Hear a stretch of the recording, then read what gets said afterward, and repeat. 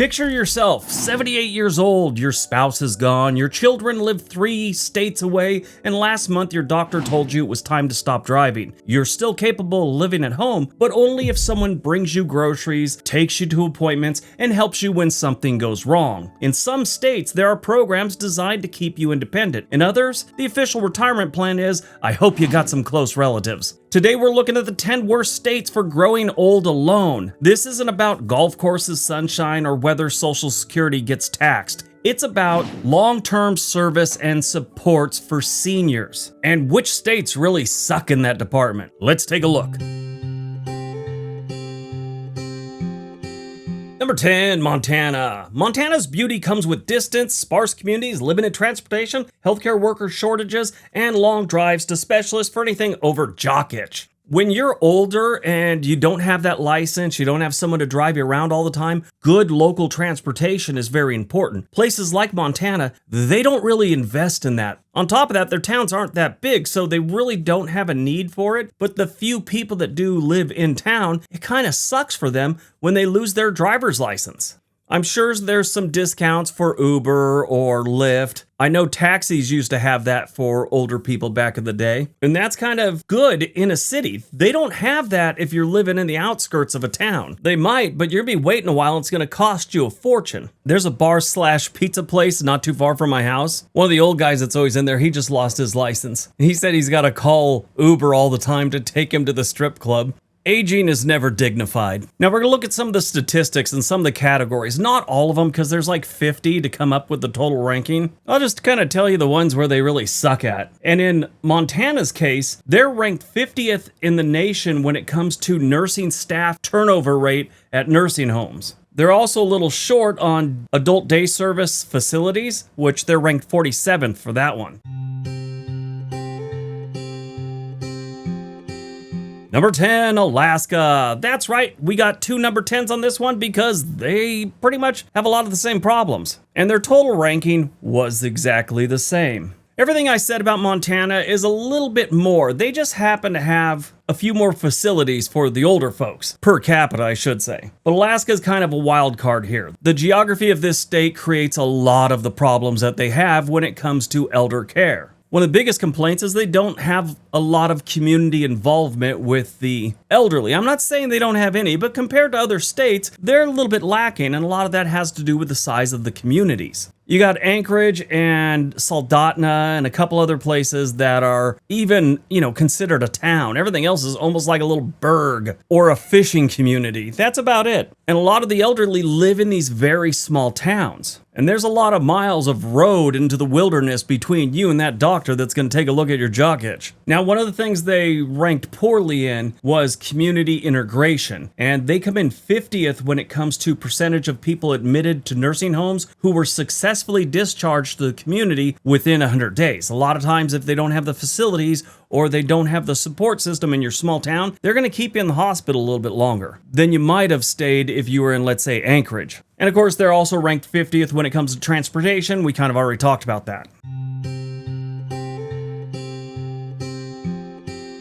Number 9, Arkansas. Arkansas is a really strange one. I mean, this is a very affordable state. They're not crazy when it comes to taxes. They've got one part of the state that's doing great while the rest of the state is struggling with poverty and crime. The good news is if you're older and let's say you lost all your teeth, you got dentures, you have a lot in common with just about everyone else in the state because they don't have many teeth either. Arkansas has inexpensive homes, friendly neighbors, and plenty of small towns. The neighbors will gladly help you when they can, but eventually you realize community healthcare networks means Linda knows a nurse at church. Now, if you are a retiree there, I hope you saved your money because where they really drop the ball is home nursing costs. They also come in 50 of that. It's like a 3-way tie. Actually, I think it's 4 ways. Their long-term care insurance is 49th in the nation, and that community integration, they're ranked 48th in the nation. There's not a lot going on for lonely seniors in Arkansas.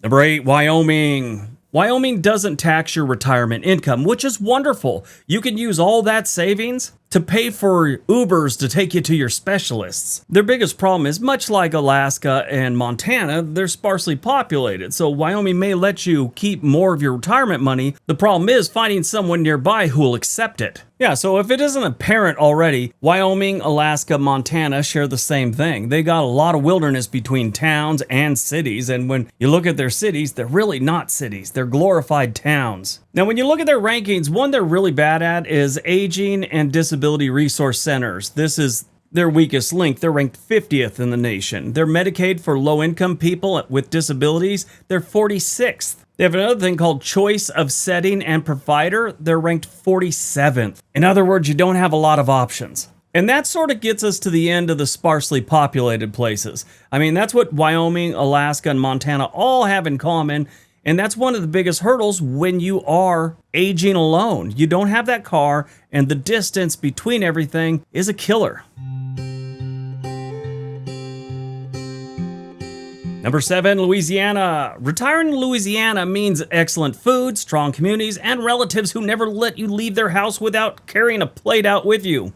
It will be really hard to go hungry if you know anyone in this state. But growing old alone is different. Now you're responsible for cooking, evacuating, which they do a lot there, and explaining to insurance companies why your roof has once again relocated. Now, right off the bat, Louisiana gets ranked last place in 2 categories: choice of setting and provider, and safety and quality. Both ranked 50th in the nation. And they're really not knocking it out of the park with community integration, meaning back in your little area is their support when you get out of the hospital. They're ranked 43rd on that one. Now, the entire state isn't prone to hurricanes, but in a disaster-prone state like Louisiana, it can be deadly for retirees, especially if you don't have that license. Sure, a license isn't going to stop you from driving, but chances are if you lost your license 4 years ago, you don't have a car. Now, I understand that all states have disasters, but hurricanes and wildfires are something you literally can drive away from.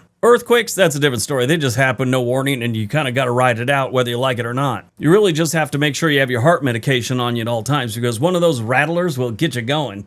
Are you worried about who has your information on the internet? If not, you should be. If you've been online long enough, your information is out there and it's probably being used right now. Some of your personal information can eventually end up with these people called data brokers. These are companies whose entire business models are basically, we know stuff about this dude, who wants to buy it. Your name, phone number, email address, old address, and other information can get passed around the internet like a plate of nachos at a Super Bowl party. Next thing you know, your phone is ringing 14 times a day because someone wants to talk to you about solar panels, Medicare, or some other thing you never signed up for, like free roof inspections. I used to get that one all the time. That's where Delete Me comes in. Delete Me searches major data broker sites for your personal information and submits opt-out requests for you.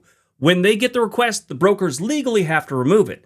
And Delete Me doesn't just do it once and disappear into the night like a ninja. Delete Me continues monitoring those sites. If your information pops back up later, they submit another request and it's gone. Basically, you're paying someone else to play internet whack-a-mole with your personal information so you don't have to spend your Saturday afternoon filing 37 different removal forms. I've done that before. It's not a good time. I'm glad Delete Me is doing it for me now. If you want to check out Delete Me, I'll put a link and a discount code down below. Get 20% off Delete Me's consumer plan if you go to joindeleteme.com/WorldOfBriggs and use the promo code WorldOfBriggs at checkout. Or you just use this cool QR code that's on screen right now. And thanks to Delete Me for sponsoring today's video. Now let's get back to it.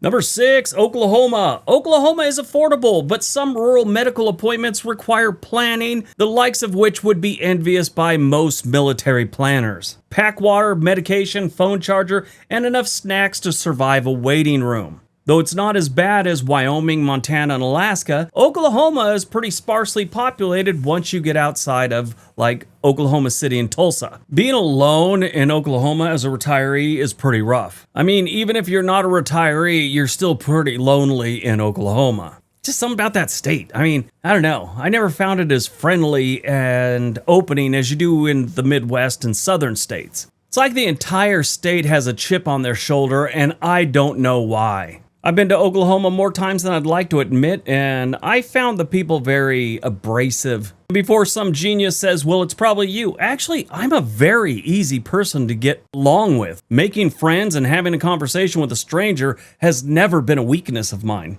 Now, where Oklahoma really sort of sucks is affordability and access. They're ranked 50th in the nation. Choice and setting provider, 43rd, and community integration is 46th. Now, the other ones like safety, quality, and support from family caregivers, they're in their high 30s on those, so they don't have any bright spots to talk about.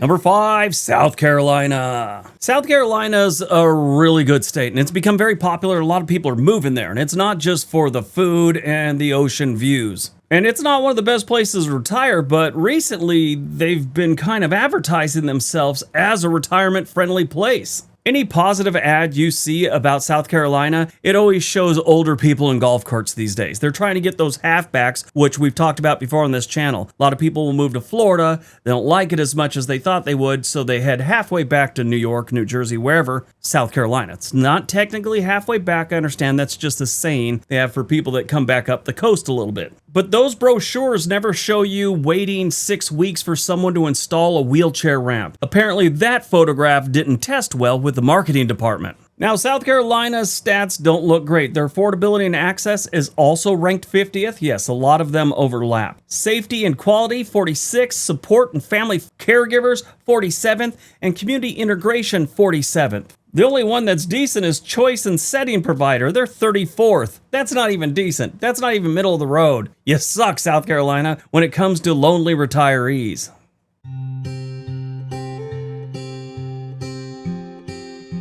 Number 4, Tennessee. Tennessee looks like retirement heaven when you're still healthy enough to hike, drive, and spend the afternoon wandering around Gatlinburg like you meant to go there. You've got mountains, lakes, small towns, and no shortage of people telling you how much cheaper it was 10 years ago, before you and all your friends got there. Now here's the part that doesn't make it into the retirement brochure. Beautiful scenery isn't much help when your body starts failing you on things like a brisk walk to the mailbox. And mountains look completely different when they're standing between you and your orthopedic specialist. And like all these places, the real problems start when you stop driving. You need help then, and Tennessee doesn't offer much help. When you look at nurse per 1,000 residents, they're ranked 44th. Home health hospital admissions, 50th. Transportation and livability, they're ranked 47th. When it comes to Medicaid buy-in, they're ranked 49th as well.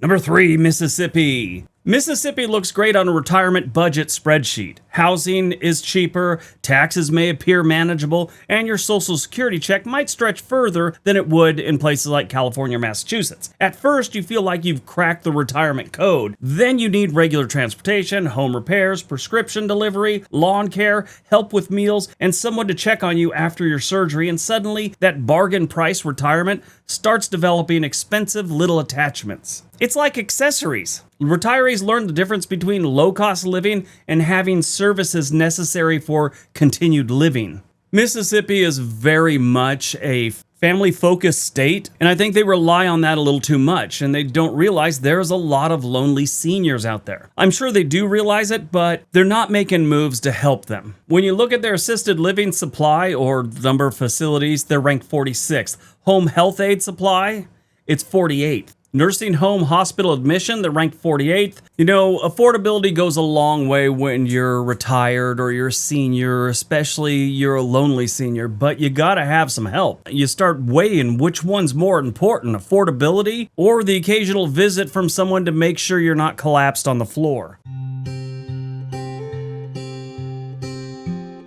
Number 2, Alabama. In Alabama, you often hear that neighbors take care of neighbors. And to be fair, many of them absolutely do. Miss Betty may be bringing over a casserole, Earl may roll your trash cans down to the road, and someone from church probably calls if you miss 2 Sundays in a row. That kind of community is valuable, but it shouldn't be confused with an actual system of long-term care. Miss Betty herself is 79, Earl's back went out in 2018, and the church volunteer has 6 other people people she's checking on before lunch. Eventually, the neighbors will help becomes less of a retirement plan and more of a community-wide game of medical hot potato. Medicaid for low-income people with disabilities, they're ranked 49th. Medicaid buy-in, they're ranked 46th. Assisted living supply, 47th. Adult day service supply, 46th. They got a lot of high 40s on this one. The only thing they did have that was decent was success discharge to the community, meaning are there people to check up on you? That's where the church thing comes in and your neighbors, but that's not as reliable as someone that's getting paid to come check on you. They got ranked 20th on that one. All right, before we get to number 1, what do you think? Are you going to retire alone? Are you living alone now? What's it like? Let me know in the comment section below. All right, on to number 1.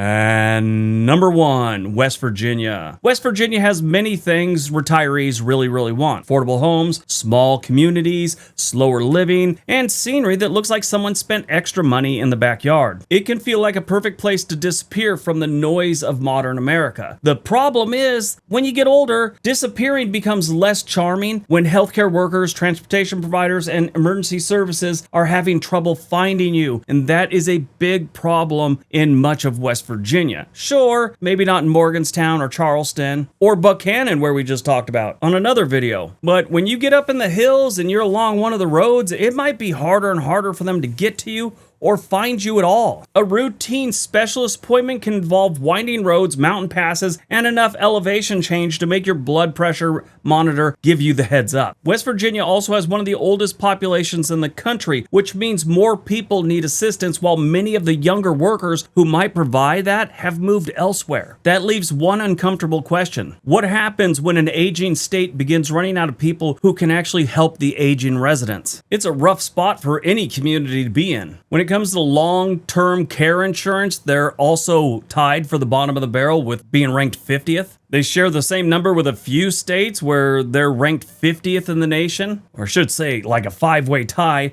for assisted living supply, 47th for home health hospital admissions, and successful discharge to the community, they're ranked 45th. Access to housing assistance for people with disabilities, they're ranked 50th. Age-friendly health system, 49th. It is a really bad state to be alone and elderly. West Virginia is not where you want to go. All right, how'd you like this public service announcement? Did any of this scare you? Let me know in the comment section below. All right, if you like this video, I know you're gonna love this one. It's about 10 US towns where retirees are actually a growth industry. Everyone have a great day. Be nice to each other.